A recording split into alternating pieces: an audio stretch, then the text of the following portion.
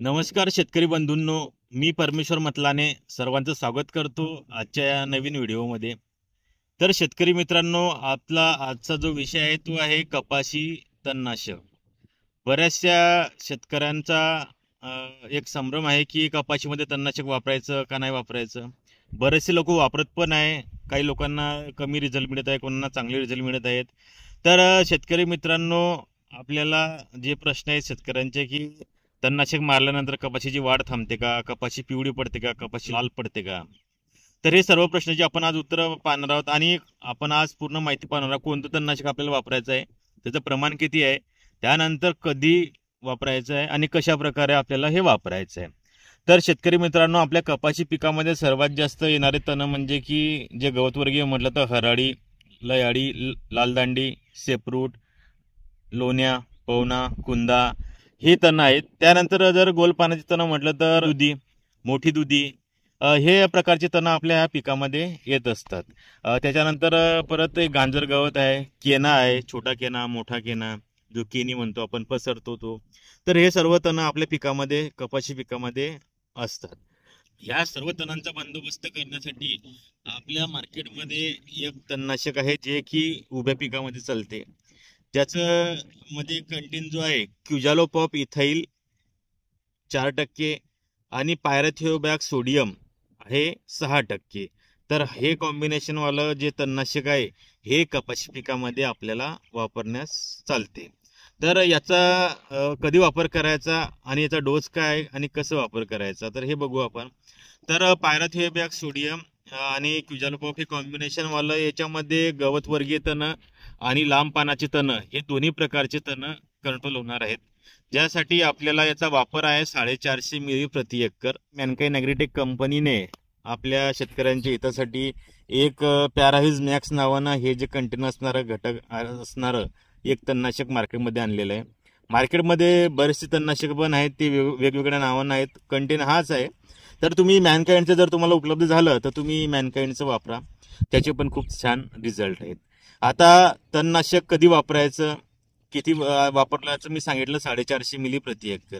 तर आपण जेव्हा एक लागवण करतो कपाशीची, लागवण केल्यानंतर आपल्याला हे 15 ते 20 दिवस आपल्याला वापरायचं आहे. 20 दिवसात ज्यामध्ये तणाची अवस्था आपल्याला लक्षात ठेवायची आहे. जे गवतवर्गीय तण आहे, गवतवर्गीय तण हे 2 ते 3 इंचाचे असले पाहिजे, म्हणजे एवढाले. आणि जे गोलपानाचे तण आहे ते गोलपानाचे तण हे 2 ते 3 किंवा जास्तीत जास्त 4 पानावर असले पाहिजे. कारण हे तणाची अवस्था जर पाहून तुम्ही फवारणी केली तर तुम्हाला तिथं 100% रिझल्ट मिळतीलच. कारण बऱ्याचशा वेळेस काय होते, तण खूप मोठं होऊन जाते, आपण तणनाशक मारतो तरी आपल्याला रिझल्ट मग त्याच्यात मिळत नाहीत.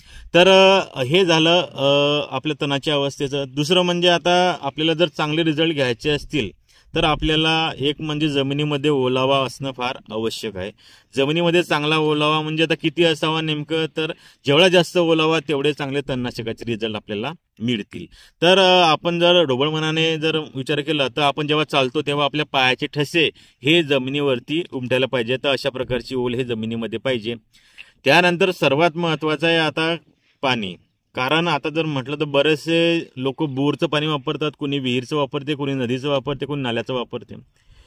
तर पाण्याचा खूप मोठा इम्पॅक्ट हा तणनाशकाच्या रिझल्टमध्ये पडतो. कारण जर म्हटलं तर आपण जे विहिरीचं पाणी आहे जर तुम्ही प्यायलं तर गोड लागते, तेच जर तुम्ही जर पाणी बोरचं पिले तर थोडंसं आपलं मन भरत नाही. कारण TDS pH या सर्व गोष्टीचा परिणाम हा तणनाशकाच्या रिझल्टवरती पडत असतो. तर शेतकरी मित्रांनो, आपल्याला जे पाणी शुद्ध वापरायचं आहे. बरेचसे लोक जिथं गाडी बैल जात नाही किंवा पाणी नेऊ शकत नाही तिथं बऱ्याचशा वेळेस खड्ड्यातलं पाणी वापरतात. तर हे पाणी वापरू नका, चांगलं शुद्ध पाणी वापरा. आणि शक्यतोवर मार्केटमध्ये pH बॅलन्सर मिळते, तर ते pH बॅलन्सर आपल्या प्रत्येक तणनाशकात तुम्ही जर कपाशीचं वापरत असले, सोयाबीनचं वापरत असले, मक्याचं वापरत असले तर सर्व पिकांच्या तणनाशकामध्ये त्याचा वापर करा. कारण तणनाशकाच्या रिझल्टसाठी खूप ते आवश्यक आहे. नाही जर उपलब्ध असेल किंवा तुम्ही नाही आणलं आणि तणनाशक फवारणी करताय तर तुम्ही कमीत कमी लिंबू तरी पिळा प्रत्येक पंपामध्ये. कारण त्याच्यामुळे नाही पूर्ण पण कमीत कमी थोडाफार तरी आपल्याला थोडंसं pH बॅलन्स करण्यासाठी मदत होईल. तर पाण्याचा खूप मोठा इम्पॅक्ट आहे, पाणी चांगलं वापरा. त्याच्यानंतर जेव्हा फवारणी करता तर फवारणी करताना एका एकराचा जो डोस आहे 450 मिली हा एका एकरमध्येच गेला पाहिजे. बरेचसे लोक एका एकराचं तणनाशक आणतात आणि 2 एकर फवारणी करतात, त्यामुळे एक तर रिझल्टही मिळत नाही, एक तर तणनाशकाचा पैसाही वाया गेला, तो मजूर सांगितलेला त्याचा पण पैसा वाया जाईल आणि वेळ जाईल. म्हणजे की जर तुम्ही आता फवारणी केली तर तुम्ही 8 दिवसाची वाट पाहाल, 8 दिवसात ते नाही मेलं तर परत तुम्हाला फवारणी करणं आणि तेव्हा तणाची अवस्था खूप मोठी होऊन जाईल, त्यामुळे डबल फवारणी तुम्ही करू शकणार नाहीत. तुम्हाला निंदन करणं असं आवश्यक आहे, निंदन केल्याशिवाय तुमचं तण तिथं मरणार नाही. कारण तण जर नाही आपण कंट्रोल केलं तर आपल्याला तिथं एक तर नुकसान होईल, एक तर जे स्पर्धा करते एक तर खतासोबत, त्याच्यानंतर पाण्यासाठी, त्याच्यानंतर लाईटसाठी, सर्व प्रकारे हे तण स्पर्धा करते आपल्या पिकासोबत, त्यामुळे आपलं पीक तर वाढ होत नाही.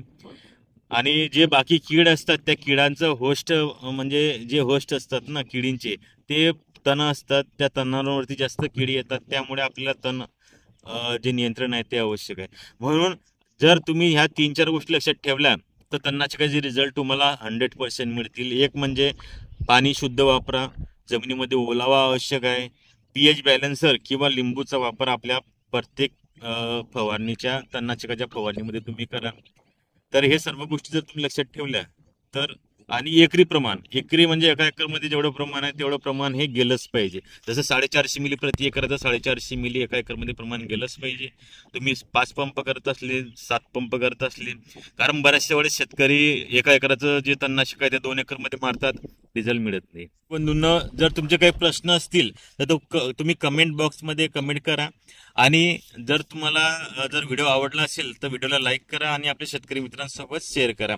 कारण आपल्या यूट्यूब चॅनलवरती आपण शेतीविषयक माहिती टाकत असतो. तर धन्यवाद.